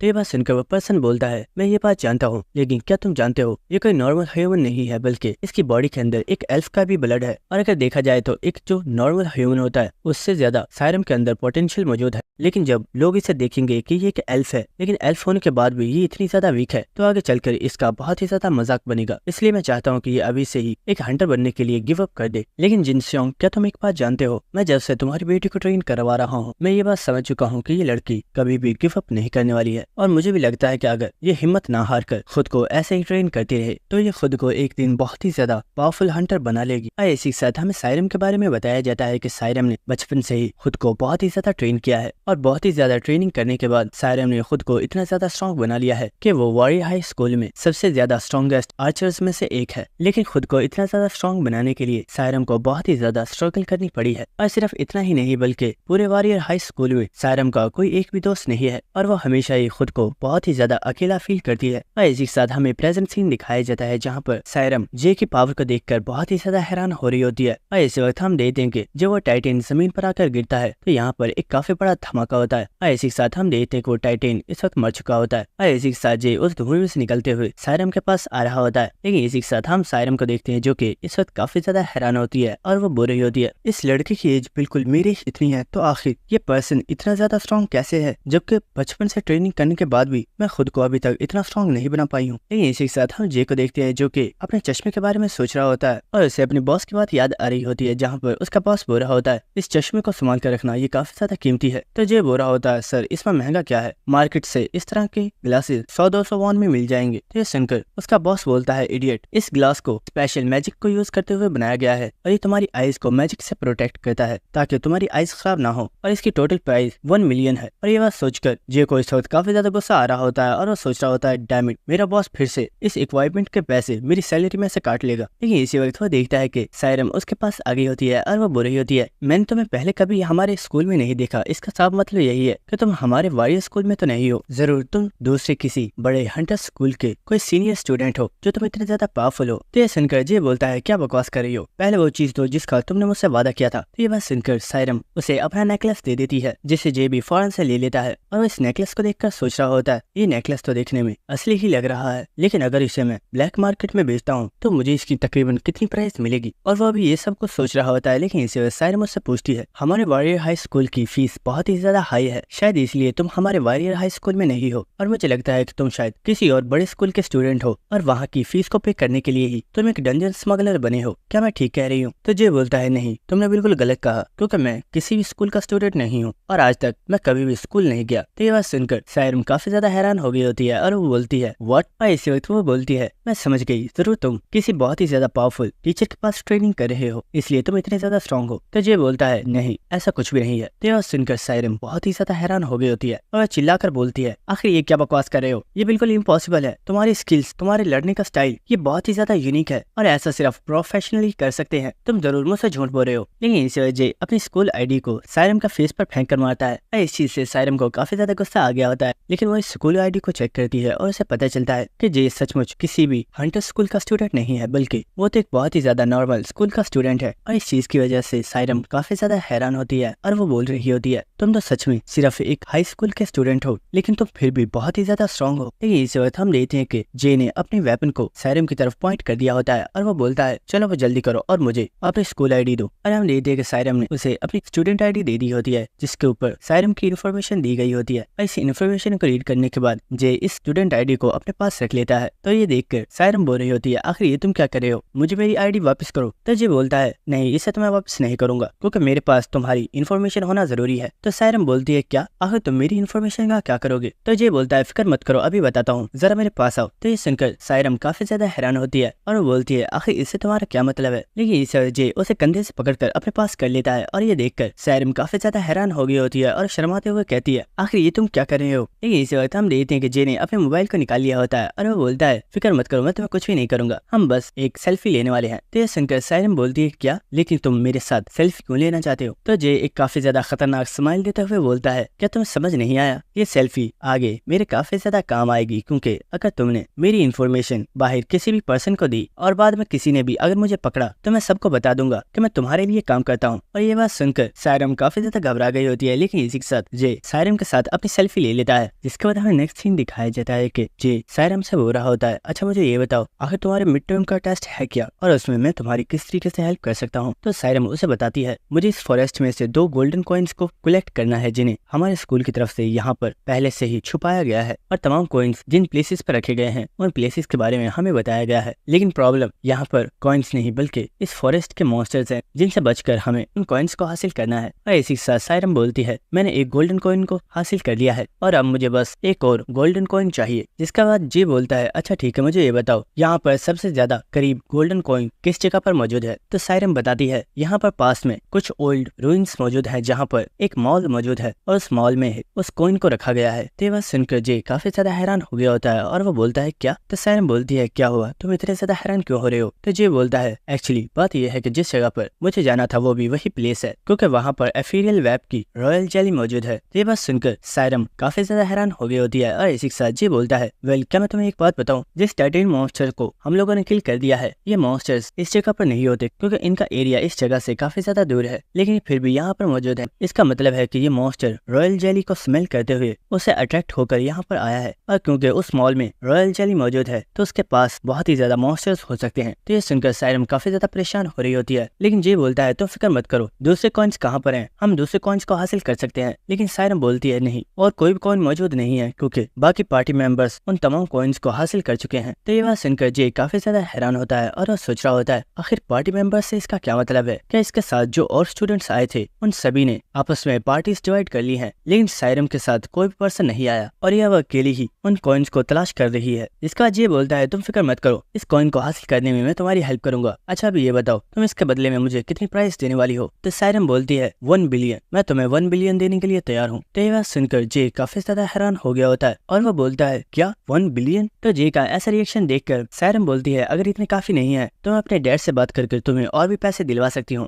लेकिन जे बोलता है, अरे नहीं, इसकी जरूरत नहीं है, बस इतने पैसे ही काफी हैं, मैं तुम्हारी हेल्प करने के लिए तैयार हूँ। जिसके बाद यहाँ नेक्स्ट सीन दिखाया जाता है जहाँ पर जे और सायरम भागते हुए उसी मॉल की तरफ जा रहे होते हैं। लेकिन इसी के साथ सायरम सोच रही होती है, ये पर्सन बहुत ही ज्यादा फास्ट है, क्या सच में इसने कभी भी किसी हंटर स्कूल में ट्रेनिंग नहीं की है। लेकिन इसी के साथ हम जे को देखते हैं जो कि सोच रहा होता है, शिट यार, इतना अच्छा मौका था पैसा कमाने का, लेकिन मैं बेवकूफ इतनी जल्दी क्यों मान गया, मुझे इससे थोड़ी और बात करनी चाहिए थी और मुझे इससे और ज्यादा पैसे मांगने चाहिए थे। इसी के साथ भागते हुए सायरम बोल रही होती है, क्या तुम सच बोल रहे हो, क्या तुम्हें सचमुच किसी भी पर्सन ने ट्रेनिंग नहीं दी है। ये बात सुनकर जे बोल रहा होता है, अरे हाँ मैं सच बोल रहा हूँ, अब बार बार मुझसे इस बारे में पूछना बंद करो। तो ये बात सुनकर सायरम सोच रही होती है, वाओ ये लड़का बहुत ही ज्यादा अमेजिंग है। लेकिन इसी वक्त हम देखते हैं कि जे को यहाँ पर कोई चीज नजर आती है और हमें दिखाया जाता है कि यहाँ पर 2 मॉन्स्टर्स मौजूद होते हैं जो कि क्लॉज रैप्टर हैं और इनका डेंजर लेवल 2 स्टार है। और इन मॉन्स्टर्स को सायरम ने भी देख लिया होता है और वो फौरन से यहीं पर रुक जाती है। लेकिन इस वक्त हम जे को देखते हैं जो कि बहुत ही तेजी के साथ इन मॉन्स्टर्स के ऊपर अटैक करने के लिए जा रहा होता है। और इस वक्त जे अपने स्पेयर के साथ एक मॉन्स्टर की गर्दन के ऊपर अटैक करता है और जे ने अपने स्पेयर को उस मॉन्स्टर की गर्दन के अंदर धंसा दिया होता है और वो उसे यहीं पर मार डालता है। और इस वक्त जे देखता है कि सायरम ने उस दूसरे मॉन्स्टर को अपने एरोस के साथ किल कर दिया होता है। और इसी के साथ सायरम बोल रही होती है, जे क्या तुम इस बारे में जानते हो, ये बहुत ही ज्यादा वियर्ड है, ये मॉन्स्टर जो यहाँ पर मौजूद हैं ये एलियन टाइप मॉन्स्टर्स हैं और ये हमेशा 5 या फिर 10 मॉन्स्टर्स के ग्रुप्स में होते हैं, लेकिन यहाँ पर सिर्फ 2 मॉन्स्टर्स मौजूद हैं। लेकिन आखिर इनके बाकी साथी कहाँ पर हैं। तो जे बोलता है, तुम्हें इतना सोचने की जरूरत नहीं है, मेरे ख्याल से बाकी के तमाम मॉन्स्टर्स अंदर हमारा वेट कर रहे हैं, इसलिए मुझे लगता है कि हमें किसी ऐसे तरीके से इस मॉल में जाना होगा कि हम इन मॉन्स्टर्स से बच सकें। लेकिन इसी वक्त सायरम जे से बोलती है, जे तुम्हारी स्पेयरमैनशिप काफी ज्यादा अच्छी है, मुझे लगता है तुमने बचपन से ही अपनी स्पेयरमैनशिप के ऊपर बहुत ही ज्यादा हार्ड वर्क किया है। तो ये बात सुनकर जे बोलता है, आखिर ये तुम क्या कह रही हो? मैंने कभी भी स्पेयर के साथ ट्रेनिंग नहीं की है। मैंने तो बस एक पर्सन को स्पेयर यूज करते हुए बहुत ही अच्छे तरीके से देखा था और मैंने इन तमाम मूवमेंट्स को याद कर लिया और जैसे उस पर्सन ने इस स्पेयर को यूज किया था मैं भी अपने स्पेयर को उसी तरीके से यूज करता हूँ। तो ये बात सुनकर सायरम काफी ज्यादा सदमे में चली गई होती है और वह बिल्कुल खामोश हो चुकी होती है और वह सोच रही होती है क्या सच में ऐसा पॉसिबल भी है? मैंने बचपन से एक आर्चर बनने के लिए इतनी ज्यादा ट्रेनिंग की है जबकि इसने स्पेयरमैनशिप को बस सिर्फ एक पर्सन को देखने से ही सीख लिया। लेकिन इसी के साथ जी बोलता है सायरम क्या तुम ठीक हो? आखिर तुम कुछ बोलती क्यों नहीं? लेकिन इसी वक्त सायरम काफी ज्यादा गुस्से में बोलती है मुझे तुम पसंद नहीं आए, तुम बहुत ही ज्यादा बेकार हो। तो ये बात सुनकर जे भी काफी ज्यादा हैरान हो गया होता है और बोलती है ये अचानक से तुम क्या कह रही हो? लेकिन इसी वक्त वो जे की तरफ कोई चीज फेंकती है जिसे जे ने भी कैच कर लिया होता है और वह देखता है कि ये तो असलियत में एक पोशन की शीशी है जिसकी टोटल प्राइस 1 मिलियन होती है। और इसी के साथ सायरम बोलती है आखिर तुम देख क्या रहे हो और जल्दी से इसे ड्रिंक कर लो, इससे तुम्हारी हेल्थ कम्प्लीटली रिकवर हो जाएगी। तो यह सुनकर जी बोल रहा होता है वाओ तुम सच में एक रिच फैमिली की मेंबर हो। और इसी के साथ वो उस पोशन को अपनी पॉकेट में रख लेता है। तो ये देखकर सायरम बोलती है आखिर ये तुम क्या कर रहे हो? मैंने तुम्हें इसे पीने के लिए बोला है। तो जी बोलता है फिक्र मत करो ये मेरे बहुत ज्यादा काम का है, मैं इसे बाद में ब्लैक मार्केट में बेचाऊंगा। तो बात सुनकर सायरम बोल रही होती है आखिर ये क्या कह रहे हो? मैंने तुम्हें इसे पीने के लिए बोला है, क्या तुम्हें अपनी हेल्थ की बिल्कुल भी परवाह नहीं है? तो जी बोलता है मैं बिल्कुल ठीक हूँ और मैं इतने महंगे पोशन को सिर्फ अपनी हेल्थ के लिए यूज नहीं कर सकता। तो ये बात सुनकर सायरम काफी ज्यादा हैरान हो रही होती है और वह सोच रही होती है ये लड़का बहुत ही ज्यादा वियर्ड है। जिसके बाद हमें नेक्स्ट सीन दिखाया जाता है जहाँ पर जे और सायरम दोनों ही एक साथ बैठे हुए होते हैं और इसी के साथ जे बोल रहा होता है सायरम हमारा मिशन यहाँ से कॉइन को हासिल करना है, चाहे अंदर कितने भी मॉन्स्टर्स क्यों ना हो, हमें खामोशी से अंदर जाकर तुम्हारे लिए उस गोल्ड कॉइन को लेकर आना है और अब से हम दोनों बिल्कुल एक टीम की तरह काम करेंगे और जैसे मैं बोलूंगा तुम मेरे ही ऑर्डर्स को फॉलो करोगी। तो ये बात सुनकर सायरम भी इसके लिए मान गई होती है और इसी के साथ सायरम सोच रही होती है मैंने आज से पहले कभी भी किसी टीम को ज्वाइन नहीं किया है, क्या मैं सचमुच ऐसा कर पाऊंगी जैसा जे मुझसे एक्सपेक्ट कर रहा है? जिसके बाद जे बोलता है सायरम यहाँ पर कोई भी मॉन्स्टर मौजूद नहीं है, मुझे लगता है कि हमें अंदर चलना चाहिए। जिसके बाद वो दोनों ही चलते हुए इस मॉल के फ्रंट गेट पर आ चुके होते हैं। लेकिन इसी वक्त वो दोनों ही बहुत ही ज्यादा शॉक हो चुके होते हैं और इसी के साथ सायरम बोलती है आखिर ये क्या है? और जे बोलता है मैंने सोचा नहीं था कि हमें यहाँ पर ऐसा नजारा देखने को मिलेगा। और इसी के साथ हमें दिखाया जाता है कि यहाँ पर जितने भी मॉन्स्टर्स मौजूद होते हैं उन सभी को पहले ही किसी पर्सन ने बहुत ही ब्रूटली तरीके से किल कर दिया होता है। लेकिन इसी वक्त ये देखते हैं कि सामने ही कोई मॉन्स्टर मौजूद होता है और इस मॉन्स्टर को देखकर सायरम काफी ज्यादा हैरान हो गई होती है और वो सोच रही होती है आखिर ये किस तरह का मॉन्स्टर है? क्या इन सभी मॉन्स्टर्स को इस अकेले मॉन्स्टर ने किल किया है? क्या ये मॉन्स्टर सच में इतना ज्यादा पावरफुल है? लेकिन जे बोलता है सायरम तुम्हें घबराने की जरूरत नहीं है, मैंने बोला ना तुम्हारे गोल्ड कॉइन को हासिल करने में मैं तुम्हारी हेल्प करूंगा। तो ये सुनकर सायरम भी इसके लिए मान जाती है और इसी के साथ हम देखते हैं कि वो मॉन्स्टर जो कि जब से जमीन के ऊपर बैठा हुआ था वो चलते हुए इन लोगों की तरफ आ रहा होता है, जिसे देखकर जे ने भी अपने स्पेयर को निकाल लिया होता है। और इसी के साथ हमें उस मॉन्स्टर के बारे में बताया जाता है जिसका नाम स्लैशर है और इस मॉन्स्टर का डेंजर लेवल 5 स्टार है। लेकिन क्योंकि ये मॉन्स्टर इस वक्त बहुत ही ज्यादा इंजर्ड है तो इसका लेवल तकरीबन 3 या फिर 2 के बराबर है। और इस वक्त हम देखते हैं कि जे बहुत ही तेजी से इस मॉन्स्टर के ऊपर अटैक करने के लिए जा रहा होता है। लेकिन इसी वक्त वो मॉन्स्टर अपनी जबान के साथ जे के ऊपर अटैक करता है। लेकिन जे अपने स्पेयर को बहुत ही जोर से इसकी जबान में हिट करता है। लेकिन वो देखता है कि इस मॉन्स्टर ने तो जे के स्पेयर को ही पकड़ लिया होता है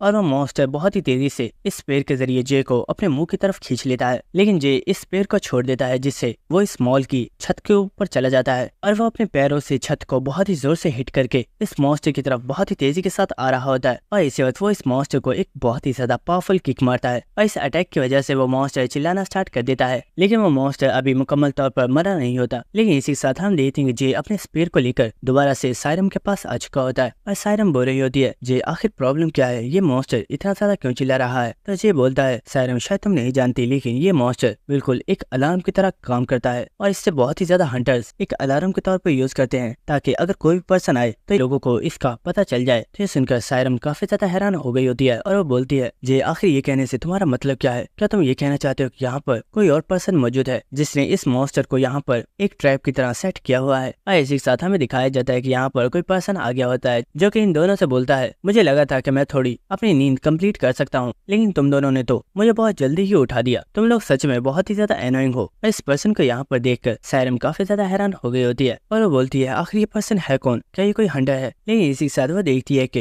ये कुछ भी नहीं बोल रहा होता। लेकिन इसी के साथ हम देखते हैं कि वो पर्सन उस फ्लोर से जंप करके सीधा फर्स्ट फ्लोर पर आ जाता है और इसी के साथ वो बोलता है लड़की तुम एक स्मगलर नहीं लगती, क्या तुम वॉरियर हाई स्कूल की एक स्टूडेंट हो? तो सायरम बोलती है यस मैं वॉरियर हाई स्कूल की स्टूडेंट हूँ। तो वो पर्सन बोलता है लड़की ये तो तुम्हारे लिए बहुत ही ज्यादा बुरा हुआ क्योंकि तुम इतनी यंग एज में ही मरने वाली हो। और इसी के साथ ये बोलता है, सायरम क्या तुम कोई इडियट हो? तुम्हें क्या लगता है कि क्या ये कोई तुम्हारा स्कूल टीचर है जिसे तुम अपने क्वेश्चंस का आंसर कर रही हो? ये पर्सन एक स्मगलर है और ये हमें मारने से पहले एक बार भी नहीं सोचेगा। जिसके बाद ये उस पर्सन से बोलता है, आखिर तुम हो कौन और तुम्हें हमसे क्या चाहिए? तो वो पर्सन बोलता है, बच्चे मैं भी यहाँ पर उस चीज की तलाश में आया हूँ जिसकी तलाश तुम कर रहे हो, रॉयल जेली। अब तुम ये सोचोगे कि मुझे इस चीज के बारे में कैसे पता है, तो मैं तुम्हें इस बारे में भी बता देता हूँ। एक दिन अचानक से एक व्हाइट रैंक हंटर ने मेरे एक साथी के साथ कांटेक्ट किया था और उसे व्हाइट जेली को ले जाकर सेल करने के लिए बोला था और उस पर्सन ने इस चीज के बारे में किसी को भी नहीं बताया था, लेकिन मैं इस बारे में जानता था। जिसके बाद मैंने उसका पीछा किया और उसके ऊपर अटैक कर दिया, लेकिन वो कमीना मुझसे बचकर भाग गया। लेकिन मैं उसके निशानों को देखते हुए इस मॉल तक पहुंचा हूँ और मुझे पूरा यकीन है कि जरूर उसने उस रॉयल जेली को यहीं पर आसपास छुपाया होगा। तो ये बात सुनकर जे सोच रहा होता है, बॉस ने मुझे बताया था कि मॉन्स्टर्स ने उस स्मगलर को किल कर दिया था, लेकिन असल वजह तो ये है कि उस स्मगलर को उसी के एक दोस्त ने किल किया है। लेकिन क्या मैं इस पर्सन को हरा पाऊंगा? क्योंकि मैं ये फील कर पा रहा हूँ कि ये पर्सन मुझसे बहुत ही ज्यादा स्ट्रॉन्ग है। और इसी के साथ हम देखते कि उस पर्सन ने अपनी स्वॉर्ड को भी निकाल लिया होता है और वो बोल रहा होता है, बच्चे तुम फिक्र मत करना, मैं पूरी कोशिश करूंगा कि तुम्हें मरते वक्त बिल्कुल भी पेन मत हो। जिसके बाद जे सायरम से बोलता है, सायरम निकलो यहाँ से, मैं इस पर्सन को रोकता हूँ। तो ये सुनकर सायरम काफी ज्यादा हैरान हो गई होती है और बोलती है, जे आखिर ये तुम क्या कह रहे हो? तो जे बोलता है, मैंने कहा जाओ यहाँ से, हम इस पर्सन को नहीं संभाल सकते। लेकिन इसी वक्त हम देखते हैं कि वो पर्सन बहुत ही तेज रफ्तार के साथ जे के पास पहुंच गया होता है और वो अपनी कटाना के साथ जे के ऊपर एक बहुत ही ज्यादा खतरनाक अटैक कर देता है। लेकिन इसी वक्त हम देखते हैं कि जे ने अपने वेपन के साथ इस अटैक को ब्लॉक कर लिया होता है और चिल्लाकर बोलता है, इडियट आखिर तुम कर क्या रही हो? मैंने कहा जाओ यहाँ से। और हम देखते हैं कि सायरम बहुत ही तेजी से यहाँ से भागना स्टार्ट कर देती है। तो ये देखकर वो पर्सन बोल रहा होता है, मुझे लगा था तुम दोनों दोस्त हो, लेकिन वो लड़की तो सचमुच तुम्हें छोड़कर यहाँ से भाग गई। लेकिन क्या सच में ऐसा करने से उसकी जान बच जाएगी? और इस वक्त वो बहुत ही तेजी से जे के ऊपर अटैक करने के लिए आ रहा होता है और इसी के साथ वो बोलता है, भले वो लड़की यहाँ से भाग गई है, लेकिन फिक्र मत करो, तुम्हें मारने के बाद मैं उसे भी जाकर मार डालूंगा। और हम देखते हैं कि वो बहुत ही तेजी के साथ जे के ऊपर बहुत ही ज्यादा खतरनाक अटैक कर रहा होता है। लेकिन इसी वक्त हम देखते हैं कि जे भी अपने पावरफुल ऑरा को रिलीज करता है और वो सोच रहा होता है, मैं इसे हरा सकता हूँ अगर मैं अपने फादर की टेक्निक्स को यूज करता हूँ। और इसी वक्त वो उस पर्सन के ऊपर एक बहुत ही जोरदार अटैक करता है और इस अटैक की वजह से वो पर्सन भी काफी ज्यादा हैरान हो गया होता है। लेकिन इस वक्त जे बहुत ही तेजी के साथ उस पर्सन के पास आ गया होता है और उस पर्सन के फेस पर एक बहुत ही जोरदार किक मारकर उसे बहुत ही ज्यादा दूर फेंक देता है, जिसकी वजह से यहाँ पर एक काफी बड़ा धमाका हुआ होता है। लेकिन इसी के साथ वो पर्सन बोलता है, तुमने तो मुझे बहुत ही ज्यादा सरप्राइज कर दिया, मुझे लगा नहीं था कि तुम मेरे ऊपर इस तरह से भी अटैक कर सकते हो। इसका मतलब है कि तुम अपनी स्किल्स को छुपा रहे थे। लेकिन फिक्र मत करो, मैंने सोचा है कि मुझे भी तुम्हें अपनी फुल पावर दिखानी चाहिए और इसलिए अब मैं तुम पर बिल्कुल भी दया नहीं दिखाऊंगा और अब मैं तुम्हें एक बहुत ही ज्यादा दर्दनाक मौत देने वाला हूँ। और इसी के साथ हमें दिखाया जाता है कि उस पर्सन ने अपनी बॉडी के ऊपर किसी बहुत ही ज्यादा पावरफुल कवच को पहन लिया होता है। और इसी के साथ हमें इस पर्सन के बारे में बताया जाता है जिसका नाम यांग डोंगयून है, जो कि असलियत में एक गोल्ड क्लास हंटर है। जिसके बाद हमें नेक्स्ट जे के बॉस का सीन दिखाया जाता है, जहाँ पर हम देखते हैं कि वो पर्सन अपने लिए नूडल्स बनाकर खा रहा होता है और यहाँ पर वो टकला पर्सन भी मौजूद होता है, जिससे वो बॉस पूछ रहा होता है, मेरे खाने की तरफ इस तरह मत देखो, अगर तुम्हें खाना है तो तुम अपने लिए मंगवा कर ये टेस्ट कर सकते हो। तो टकला पर्सन बोलता है, नहीं मुझे नहीं चाहिए। अच्छा ये बताओ, आखिर ये बेवकूफ होश में आने में और कितनी देर लगाने वाला है? मैं काफी टाइम से इसके ऊपर बहुत ही ज्यादा पैसे खर्च कर रहा हूँ, लेकिन मुझे पता नहीं था कि ये सिर्फ एक कचरा है और ये एक स्मगलर को भी नहीं संभाल सकता। तो ये बात सुनकर वो बॉस बोल रहा होता है, ऐसा तुम्हें लगता है कि ये पर्सन बिल्कुल बेकार है, लेकिन ऐसा कहना बिल्कुल गलत होगा, क्योंकि एक हंटर और स्मगलर में बहुत ही ज्यादा फर्क होता है। एक हंटर हमेशा मॉन्स्टर्स से फाइट करके अपने आप को स्ट्रॉन्ग बनाता है, लेकिन स्मगलर को बहुत ही ज्यादा मुश्किलात का सामना करना पड़ता है, जहाँ पर अक्सर स्मगलर्स हंटर्स से बचने के लिए उनसे फाइट भी करनी पड़ती है। इसलिए स्मगलर्स के पास कॉम्बैट फाइटिंग का एक्सपीरियंस काफी ज्यादा होता है। तो ये बात सुनकर टकला पर्सन काफी ज्यादा हैरान होता है और वो बोलता है, तो क्या यही वजह है कि वो लड़का इतना ज्यादा पावरफुल था? लेकिन हंटर्स भी तो आपस में फाइट करते हैं, क्या हंटर्स स्मगलर्स से ज्यादा स्ट्रॉन्ग नहीं होते? तो वो बॉस बोल रहा होता है, मैं ये नहीं कह रहा कि स्मगलर्स हंटर्स से ज्यादा स्ट्रॉन्ग होते हैं, हंटर्स स्मगलर्स से बहुत ही ज्यादा पावरफुल होते हैं, क्योंकि हंटर्स जैसे जैसे खुद को स्ट्रॉन्ग बनाते जाते हैं उनकी स्किल्स बहुत ही ज्यादा एडवांस लेवल पर पहुंच जाती हैं। और अगर सच बताऊं तो तुम्हारा ये बॉडीगार्ड काफी ज्यादा पावरफुल था, लेकिन इसके पास कॉम्बैट फाइट का एक्सपीरियंस बिल्कुल भी नहीं है, क्योंकि इसने शायद अपनी पावर को मॉन्स्टर्स को किल करने में ही यूज किया है और इसने कभी भी अपनी कॉम्बैट स्किल्स पर ध्यान नहीं दिया है। यही रीजन था कि ये पर्सन इतना ज्यादा वीक था। तो वो टकला पर्सन पूछता है, तो क्या ये हंटर्स सिर्फ अपनी ट्रेनिंग से ही ही पावरफुल बन सकते हैं? क्या कोई और तरीका नहीं है जिससे ये अपनी कॉम्बैट स्किल्स को और ज्यादा इंक्रीज कर सकें? तो वो बॉस बोलता है, हमारे इस वर्ल्ड में बहुत सी ऐसी डंजन्स मौजूद हैं जिनमें से हमें बहुत ही ज्यादा पावरफुल इक्विपमेंट्स मिलते हैं, और उनमें से बहुत से इक्विपमेंट्स ऐसे होते हैं जिन्हें पहनने के बाद यूजर की स्ट्रेंथ और उसकी कॉम्बैट स्किल्स बहुत ही ज्यादा इंक्रीज हो जाती हैं, जिससे वो बहुत ही ज्यादा पावरफुल बन जाता है। और इसी के साथ हमें जे का सीन दिखाया जाता है जहाँ पर जे सोच रहा होता है, मैंने इस तरह का सूट पहले कभी भी नहीं देखा, लेकिन इसके सूट में से बहुत ही ज्यादा ब्लड की स्मेल आ रही है, और शायद ये सूट एक वेम्पायर की बॉडी को यूज करके बनाया गया है। और इसके साथ हमें दिखाया जाता है कि वो पर्सन काफी ज्यादा स्माइल करते हुए चलते हुए जे की तरफ आ रहा होता है, और जे सोच रहा होता है, मैंने इस पर्सन के फेस के ऊपर एक बहुत ही जोरदार किक मारी थी, लेकिन उससे इसे ज्यादा खास फर्क नहीं पड़ा होगा क्योंकि इसने फौरन अपने सूट को पहन लिया। लेकिन इसी वक्त हम देखते हैं कि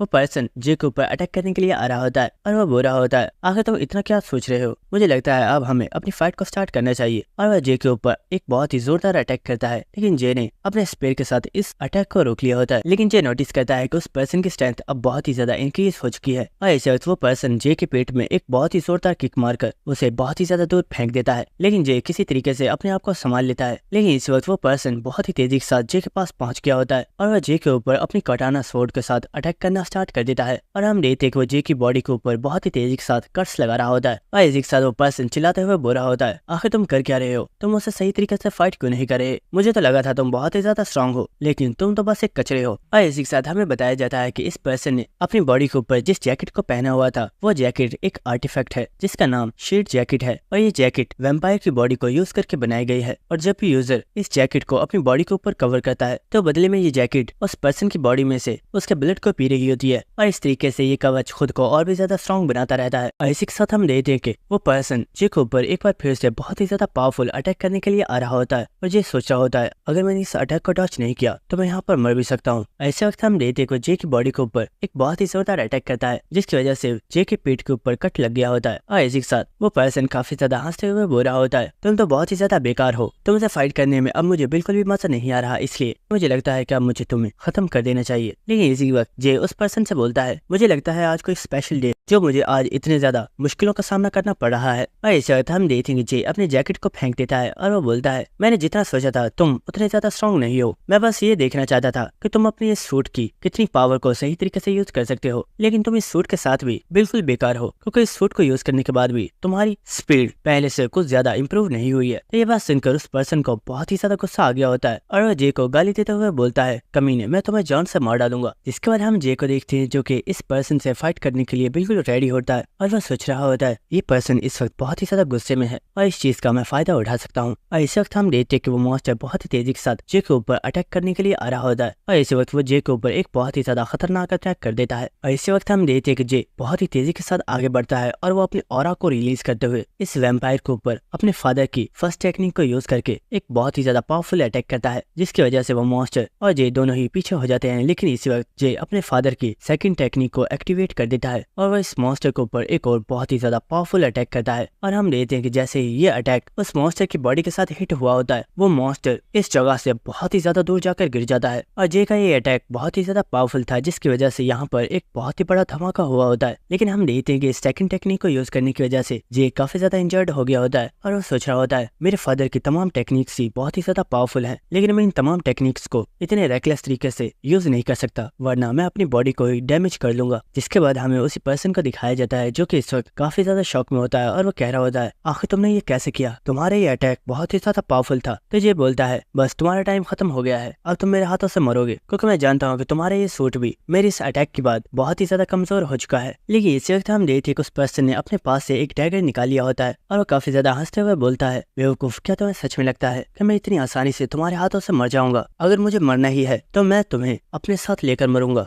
इसी वक्त वो अपनी डैगर को अपनी बॉडी के अंदर स्टैब कर लेता है, और ये देखकर जे भी काफी ज्यादा हैरान हो गया होता है। जिसके बाद हमें नेक्स्ट सायरम का सीन दिखाया जाता है, जो कि उस मेन पॉइंट पर पहुंच गई होती है जहाँ पर वो कॉइन रखा हुआ था, और हम देखते हैं कि वहाँ पर एक डिवाइस रखी हुई होती है जिसके ऊपर सायरम अपने हाथ को रख देती है, जिससे उसके हाथ को स्कैन करके ये कंफर्म कर दिया जाता है कि सायरम वॉरियर हाई स्कूल के स्टूडेंट है, और वो उस कॉइन को ले सकती है। जिसके बाद सायरम भी हंसते हुए उस कॉइन को ले लेती है, और वो सोच रही होती है, फाइनली तो मुझे ये कॉइन मिल ही गया। लेकिन इसी वक्त इस जगह पर एक बहुत ही बड़ा अर्थक्वेक आता है, और इस अर्थक्वेक की वजह से सायरन काफी ज्यादा घबरा गई होती है। और इस अर्थक्वेक के खत्म होने के बाद सायरम सोच रही होती है, जे वहाँ पर अकेला ही उस पर्सन से फाइट कर रहा है, और उसने मुझे यहाँ से जाने के लिए बोला था, लेकिन क्या मुझे उसकी हेल्प नहीं करनी चाहिए, क्योंकि हम दोनों एक पार्टी के मेंबर्स हैं। और इसी के साथ सायरम सोच रही होती है वो पर्सन बहुत ही ज्यादा स्ट्रॉन्ग था, क्या मैं सच में जे की कोई हेल्प कर पाऊंगी। और हम देखते कि सायरम इन्हीं चीजों को सोच रही होती है, जिसके बाद हमें दोबारा से उसी पर्सन का सीन दिखाया जाता है जिसकी बॉडी में से इस वक्त एक बहुत ही ज्यादा पावरफुल ऑरा रिलीज हो रहा होता है। और इसी के साथ वो काफी ज्यादा हंसते हुए बोल रहा होता है, ये इंसान चाहता है कि मैं तुम्हें जान से मार डालूं और इसके बदले में ये अपनी बॉडी को भी मेरे लिए सेक्रीफाइस करने के लिए तैयार है। और इसी के साथ हमें दिखाया जाता है कि अपनी बॉडी में स्टैब करने की वजह से इस जैकेट की पावर बहुत ही ज्यादा इंक्रीज हो गई होती है और ये पर्सन अब मुकम्मल तौर पर एक वैम्पायर बन चुका होता है। और ये देखकर जे बोल रहा होता है, मुझे ये जैकेट काफी ज्यादा पसंद आई थी और मैं सोच रहा था कि मेरे पास भी ऐसा ही जैकेट होना चाहिए, लेकिन तुम्हारी इस तरह की हालत को देखकर मुझे लगता है मैं इस जैकेट के बिना ही अच्छा हूँ। इस वक्त हम देखते हैं कि वो मॉन्स्टर बहुत ही तेजी से जे के ऊपर एक बहुत ही ज्यादा पावरफुल अटैक कर देता है, लेकिन हम देखते हैं कि जे ने बहुत ही तेजी से इस अटैक को डॉज कर लिया था। लेकिन इसी वक्त वो मॉन्स्टर एक बार दोबारा से जे के ऊपर बहुत ही तेज रफ्तार के साथ अटैक कर देता है, लेकिन जे इस बार इस अटैक को डॉज नहीं कर पाता और ये अटैक जे को लग जाता है। और हमें दिखाया जाता है कि जे इस वक्त बहुत ही ज्यादा इंजर्ड हो चुका होता है और उसकी शर्ट भी फट चुकी होती है। और इसी के साथ वो मॉन्स्टर बोल रहा होता है, तुमने मेरे इतने ज्यादा पावरफुल अटैक को भी ब्लॉक कर लिया, लेकिन तुम भी अब अपनी लिमिट पर पहुंच चुके हो और मुझे नहीं लगता कि तुम मेरे एक और अटैक को भी ब्लॉक कर पाओगे। लेकिन इस वक्त हम देखते हैं कि जे ने अपने पास से उस हीलिंग पोशन को निकाल लिया होता है जिसे वो ड्रिंक कर रहा होता है। लेकिन इसी के साथ हम देखते हैं कि वो मॉन्स्टर जे को मारने के लिए इस वक्त बहुत ही ज्यादा एक्साइटेड होता है और वो जे के ऊपर एक बहुत ही ज्यादा पावरफुल अटैक कर देता है। लेकिन हम देखते हैं कि जे बहुत ही तेजी के साथ भागता हुआ इस मॉन्स्टर की तरफ ही आ रहा होता है और हमें दिखाया जाता है कि जे की हेल्थ एक बार फिर से रिकवर हो चुकी होती है। और इसी के साथ वो मॉन्स्टर चिल्लाते हुए बोल रहा होता है, क्या तुम्हें सच में लगता है कि तुम मुझे मार पाओगे? तुम ऐसा नहीं कर सकते। लेकिन हम देखते हैं कि जे उस मॉन्स्टर के अटैक्स को डॉज करते हुए इस मॉन्स्टर के काफी ज्यादा करीब पहुंच चुका होता है। लेकिन इस वक्त वो मॉन्स्टर जे के सामने आ जाता है और वो बोलता है, क्या तुम्हें सच में लगता है कि तुम मुझे हरा सकते हो? तुम ऐसा नहीं कर पाओगे। और इसी वक्त वो मॉन्स्टर जे के ऊपर एक बहुत ही ज्यादा पावरफुल अटैक कर देता है और ये अटैक जे को लगने वाला होता है। लेकिन इस वक्त किस पर्सन ने उस मॉन्स्टर के ऊपर एक बहुत ही ज्यादा पावरफुल अटैक कर दिया होता है और इस अटैक को देखकर जे भी काफी ज्यादा हैरान हो गया होता है और वो देखता है कि ये अटैक किसी और ने नहीं बल्कि सायरम ने ही किया होता है। और ये देखकर जे बोलता है, वाह, तुमने तो मेरा दिल ही जीत लिया। और इस अटैक की वजह से उस मॉन्स्टर को काफी ज्यादा डैमेज हुआ होता है। और इस वक्त हम देखते हैं कि जे अपनी फुल पावर को एक्टिवेट कर देता है और वो इस मॉन्स्टर के ऊपर एक और बहुत ही ज्यादा पावरफुल अटैक करता है, जिसके बाद हमें नेक्स्ट सीन दिखाया जाता है जहाँ पर हम देखते हैं कि वो पर्सन जमीन पर बेहोश पड़ा हुआ होता है और इसी के साथ जे उस पर्सन की पिक्चर्स ले रहा होता है। तो ये देखकर सायरम बोल रही होती है, आखिर तुम इसकी पिक्चर्स क्यों ले रहे हो? तुम इनका क्या करोगे? तो जे बोलता है, ये पिक्चर्स आगे चलकर मेरे काम आएंगी। जिसके बाद हम देखते हैं कि जे जाकर अपनी जैकेट को उठा लेता है और वो बोल रहा होता है, सायरम, अब हमें यहाँ से चलना चाहिए। मुझे चलकर एफिरियल वेब की उस जेल को भी तलाश करना है। लेकिन हाँ, तुम्हारा बहुत ज्यादा शुक्रिया, अगर तुम यहाँ पर नहीं आती तो ये मॉन्स्टर मुझे मार डालता। तुमने मेरी जान बचाई है। और जे की ये बात सुनकर सायरम को काफी ज्यादा शर्म आ रही होती है, लेकिन इसी के साथ वो चिल्लाकर बोलती है, मैंने तुम्हारी हेल्प सिर्फ इसलिए की है क्योंकि मैंने सोचा तुम मेरे पार्टी मेंबर हो, इसलिए मुझे तुम्हारी हेल्प करनी चाहिए। लेकिन हम देखते हैं कि जे वहाँ से जाता हुआ मुस्कुरा रहा होता है और वो सोच रहा होता है, ये लड़की दिल की काफी ज्यादा अच्छी है। और दोस्तों, सीरीज आपको कैसी लगी ये कमेंट करके मुझे जरूर बताना। और दोस्तों, इस एपिसोड के ऊपर मैं आप लोगों को 10K लाइक्स का टारगेट देना चाहता हूँ। अगर आप 10K लाइक्स इस वीडियो के ऊपर कंप्लीट करवा देते हो तो मैं समझ जाऊंगा कि ये सीरीज आप लोगों को बहुत ही ज्यादा मजे की लगी है और मुझे जल्द से जल्द इसका नेक्स्ट एपिसोड लाना चाहिए। तो मिलते हैं आपसे नेक्स्ट एपिसोड में, तब तक के लिए good bye and stay connected. Thank you.